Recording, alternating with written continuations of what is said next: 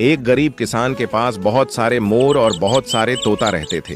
वे बहुत सारे अंडे भी देते थे, लेकिन एक दिन तोते अंडे देना बंद कर देते हैं तो किसान को बहुत गुस्सा आ जाता है और तोतों को डंडे मारकर भगा देता है। तोते रोते रोते जाने लगते हैं। तभी एक तोता चक्कर खाकर नीचे गिर जाता है। तभी एक मुर्गी तोते के पास आती है और उसे घर ले जाती है। तोता सारी बात बताता है।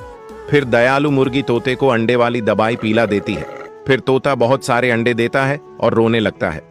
फिर लाइक सब्सक्राइब